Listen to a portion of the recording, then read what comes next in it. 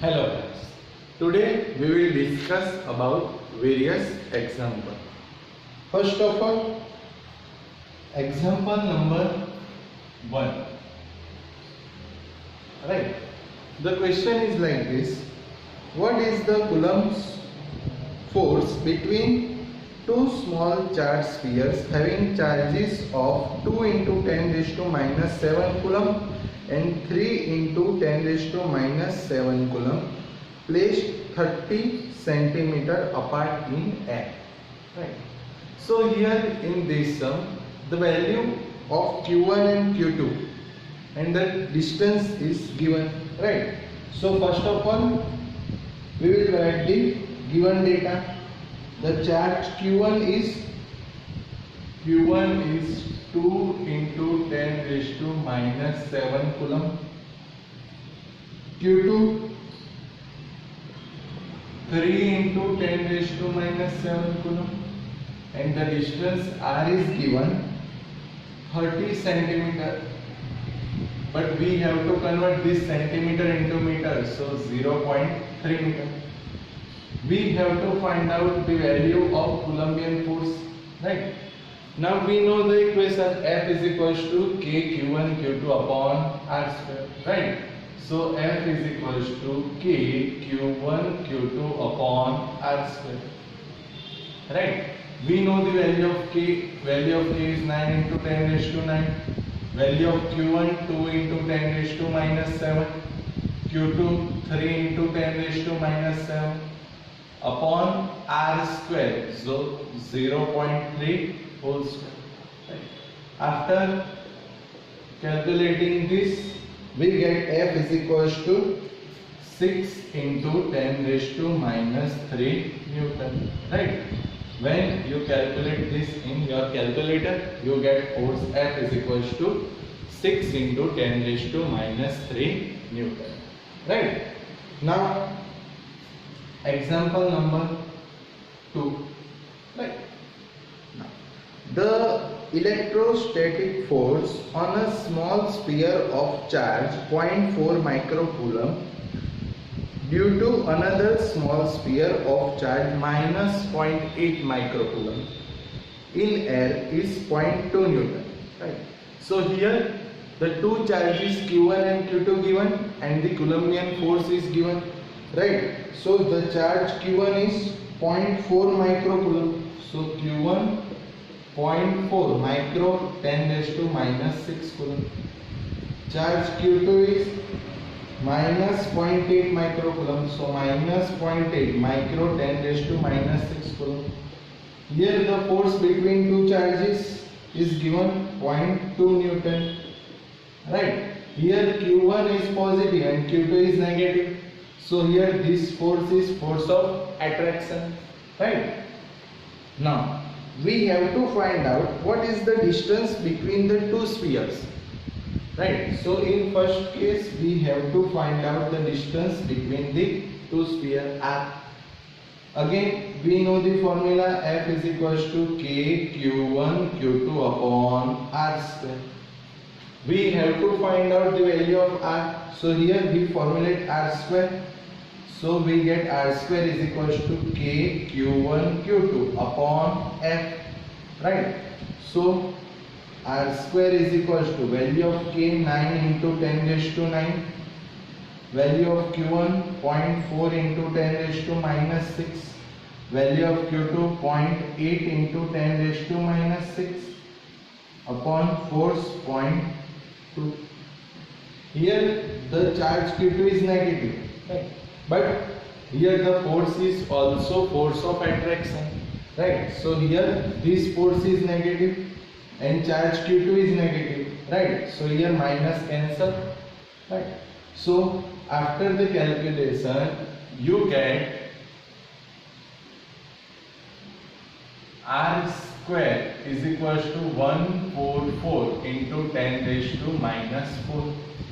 Right. So if you calculate this in your calculator, you get R square is equals to 144 into 10 raised to minus 4. So by taking the square root, you get R is equals to 12 into 10 raised to minus 2 meter, right? So you get R is equals to 12 into 10 raised to minus 2, right? Now second case.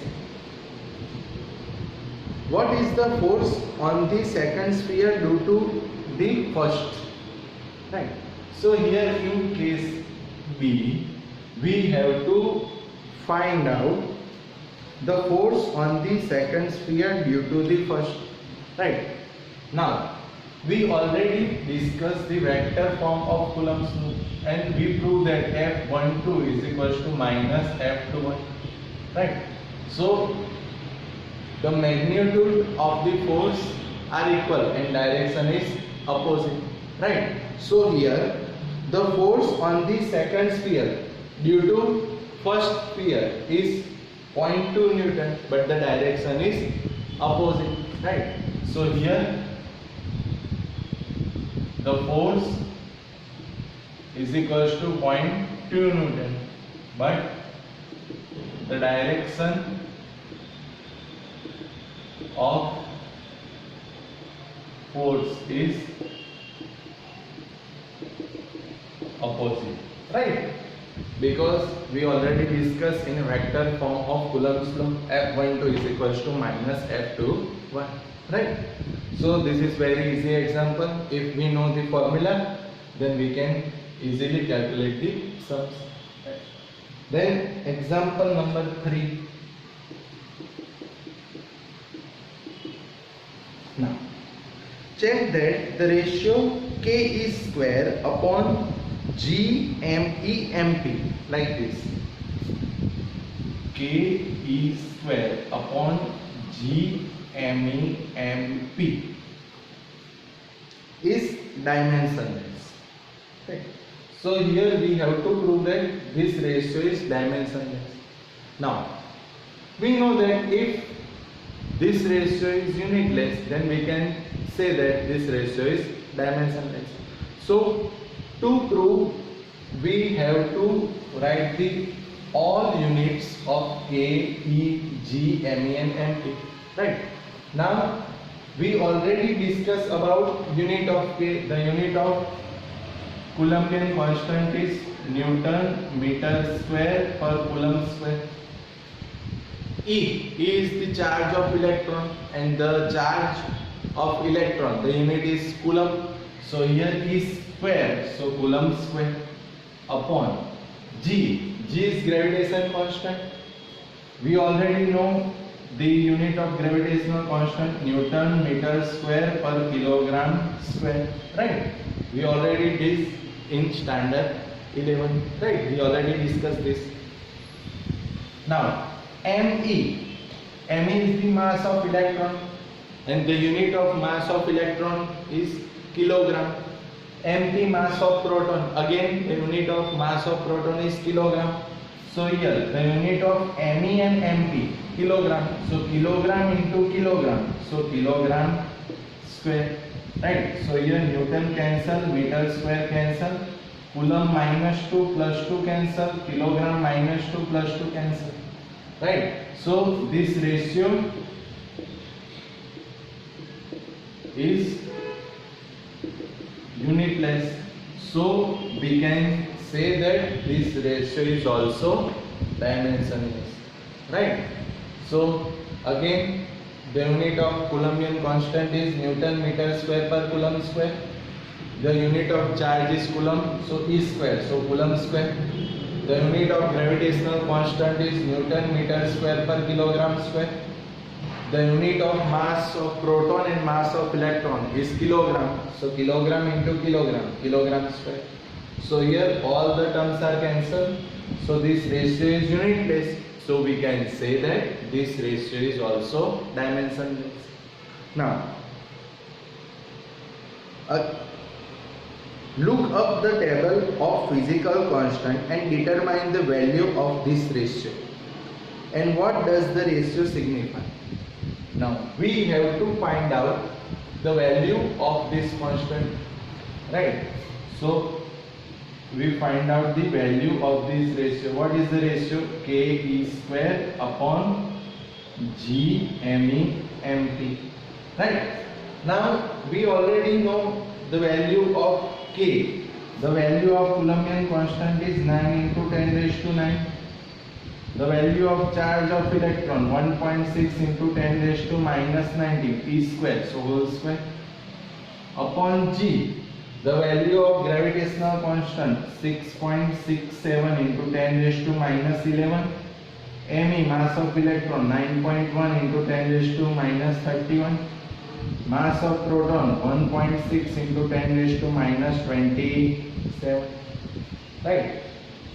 So, after calculating this, you get 2.3 into 10 raised to 39. The ratio, the value of this ratio is 2.3 into 10 raised to 39. Right? Now, this is the value of ratio. Now, the question is, what does the ratio signify? Now, see, here in numerator, K E square. So, in numerator, there is a Coulombian force. And in denominator, see, G, M, E, M, P. So, this is the gravitational force. Right? So, the simple thing is, this is the ratio of Coulombian force to the gravitational force. Right? So, CF, that gives Coulombian force, upon GF, that is gravitational force. And the value of this ratio is 2.3 into 10 raised to 39. So we can say that CF, Coulombian force, is equal to 2.3 into 10 raised to 39 GF. So we can say that Coulombian force is 2.3 into 10 raised to 39 times as compared to gravitational force. Right? So the value of Coulombian force is very high as compared to gravitational force. Right? So this is the significance of this ratio. Right? Now we move forward to our next example, that is illustration number 1. Right? So illustration number 1.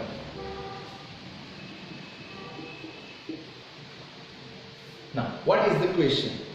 The question is, how can you charge a metal sphere positively without touching it? Right? So, here in this illustration, we have to charge a metal sphere positively without touching it. So, this is the method of charging by induction. Right?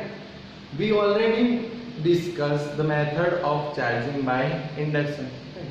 Here we have to charge a metal sphere positive.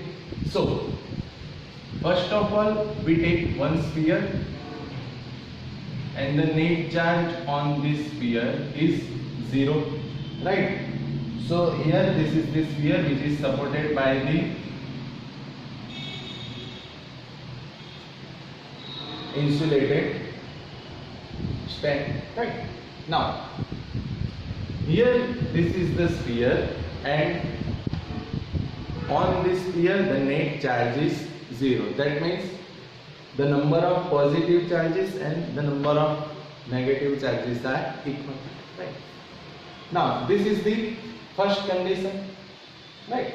So this is the first condition. Now, here in second condition, here the net charge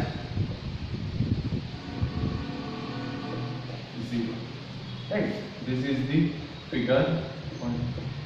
Now, we take a negatively charged. Now, this is the figure 2. Now, we have to charge this sphere positive charge. Right? So here we take a negatively charged rod near to the sphere. Now, here we take a negatively charged rod near to this sphere. Now what happens? We know that the negative and positive attracts and negative repels. Now what happens when we take a negatively charged rod near to the sphere? Then what happens? The positive charges are collected on the one side of the sphere, and due to the repulsion the negative charge is collected on the opposite side of sphere. Right? Now we have to charge this sphere positive. So જો તમારે આ સ્ફિયરને positively charge બનાવવો હોય તો આપણે શું કરવું પડે? આ જે ઇલેક્ટ્રોન્સ છે એ ઇલેક્ટ્રોન્સને તમારે રિમૂવ કરવા પડે, રાઈટ? હવે ઇલેક્ટ્રોન્સ એટલે કે ચાર્જને રિમૂવ કરવા હોય, ઇલેક્ટ્રોન્સને રિમૂવ કરવા હોય તો આપણે શું કરીએ છીએ? તો સ્ટાન્ડર્ડ 10 માં તમે ભણ્યા અર્થિંગ યુઝ કરો છો. તો જ્યારે તમે કોઈ બી ઓબ્જેક્ટ હોય એ ઓબ્જેક્ટ ચાર્જ હોય અને તમે જ્યારે નેગેટિવ ચાર્જ હોય અને તમે જ્યારે એને ગ્રાઉન્ડ કરો એટલે કે અર્થિંગ કરો ત્યારે શું થશે? જે નેગેટિવ ચાર્જીસ છે ગ્રાઉન્ડ થઈ જશે. તો સેમ પ્રોસેસ આપણે અહીંયા કરીએ છીએ કે જે આ સ્ફિયર છે એ સ્ફિયરને આપણે ગ્રાઉન્ડ કરી દઈએ એટલે કે earthing. So in third case what we do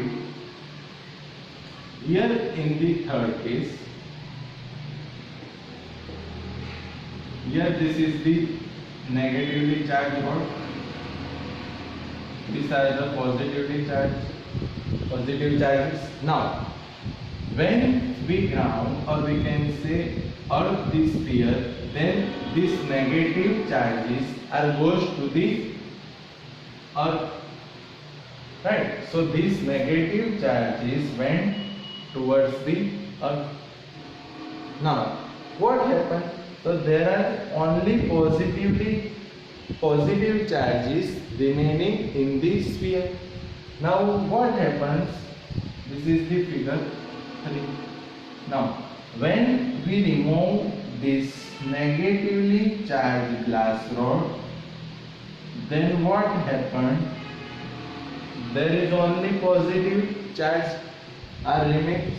So when we remove this negatively charged rod, then these positive charges are spread in the sphere, right? So again this is the method of charging by induction, right? ફરી એકવાર શું કરીએ છીએ?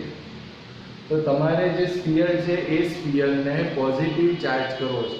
તો એના માટે first condition શું? તમે એક સ્ફિયર લેશો જેનો નેટ ચાર્જ 0. હવે પોઝિટિવ બનાવો છે. પોઝિટિવ ક્યારે બને? તો તમારે જે નેગેટિવલી ચાર્જ રોડ છે એને સ્ફિયરની નજીક લઈ જવાનો. તો what should we have to do? So કે જે સ્ફિયર છે એ સ્ફિયરની નજીક તમે નેગેટિવલી ચાર્જ રોડ લઈ જશો, રાઈટ? તો નેગેટિવલી ચાર્જ રોડ જ્યારે તમે સ્ફિયરની નજીક લઈ જશો તો ડ્યુ ટુ એટ્રેક્શન જે પોઝિટિવ ચાર્જીસ છે એ સ્ફિયરની એક સાઈડ કલેક્ટ થઈ જશે અને ડ્યુ ટુ રિપલ્શન જે નેગેટિવ ચાર્જીસ છે અધર સાઈડ કલેક્ટ થઈ જશે. હવે આપણે શું કરવું છે? તો જે સ્ફિયર છે એને આપણે પોઝિટિવલી ચાર્જ કરવો છે. તો એનો મીનિંગ શું થયો? જે નેગેટિવ ચાર્જીસ છે એને તમારે રિમૂવ કરવા છે. તો નેગેટિવ ચાર્જીસ ક્યારે રિમૂવ થશે? તો તમે જ્યારે અર્થિંગ આપો તો અર્થિંગ કરવાથી શું થશે? ઇલેક્ટ્રોન્સ જે છે એ અર્થ થઈ જશે. તો જે સ્ફિયર છે એ સ્ફિયરને તમે અર્થિંગ એપ્લાય કરો, right? So due to this the electrons are moved towards the earth. એટલે કે જે સ્ફિયર છે સ્ફિયરમાં ખાલી પોઝિટિવ ચાર્જ રહેશે. હવે આપણે શું કરીએ છીએ? જે નેગેટિવલી ચાર્જ રોડ છે એને રિમૂવ કરો. તો જે સ્ફિયર છે સ્ફિયરમાં ખાલી પોઝિટિવ ચાર્જ રહેશે અને પોઝિટિવ ચાર્જ સ્ફિયરની અંદર સ્પ્રેડ થઈ જશે, right? So this is figure number 4, right?